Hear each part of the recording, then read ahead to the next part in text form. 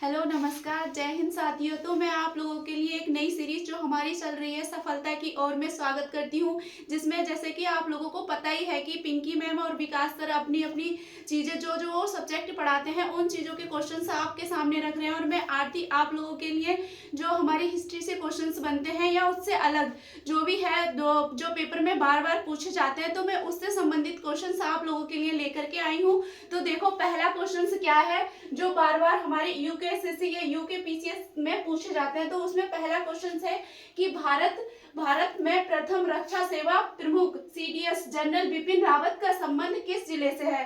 तो पौड़ी से है, टिहरी से है, अल्मोड़ा से है या देहरादून से है। तो इसका सही आंसर होगा पौड़ी।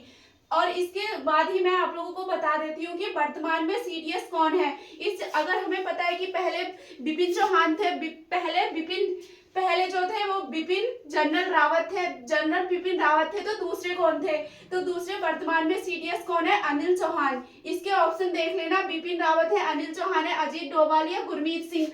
मुझे बताओ कि गुरमीत कौन है। हम गुरमीत सिंह जी कौन है, हमारे राज्यपाल, उत्तराखंड के राज्यपाल कौन है, गुरमीत सिंह। थर्ड क्वेश्चन है चंद्रवंश की प्रारंभिक राजधानी किस जिले में थी। मेरा जो तीसरा क्वेश्चन है चंद्रवंश की प्रारंभिक राजधानी किस जिले में थी। चंपावत में थी, अल्मोड़ा में थी, बैजनाथ में थी, चमोली में थी। जैसा कि मैंने उत्तराखंड की हिस्ट्री में बताया था, चंद्रवंश की स्थापना कहाँ होती है, सबसे पहले चंपावत में। तो इनकी राजधानी भी क्या थी, चंपावत थी। फोर्थ क्वेश्चन है रामायण कालीन बाणासुर की राजधानी कहाँ थी।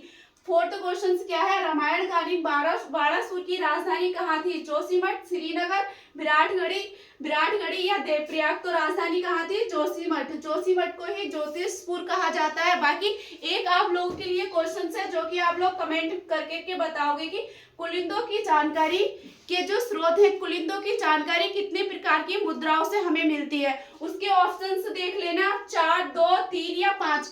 ये सब चीजें आप लोगों को मुझे कमेंट करके बतानी है कि कुलिंदों की जानकारी कितने प्रकार की मुद्राओं से मिलती है। बाकी आज की क्लास आप लोगों को अच्छी लगे तो अपने दोस्तों को शेयर करो एंड कमेंट करके बताना कि क्या गलती है, क्योंकि मेरी पीछे की 2 क्लासें आई हैं उसमें शायद एक क्वेश्चन मेरे से गलत टिक हो गया था।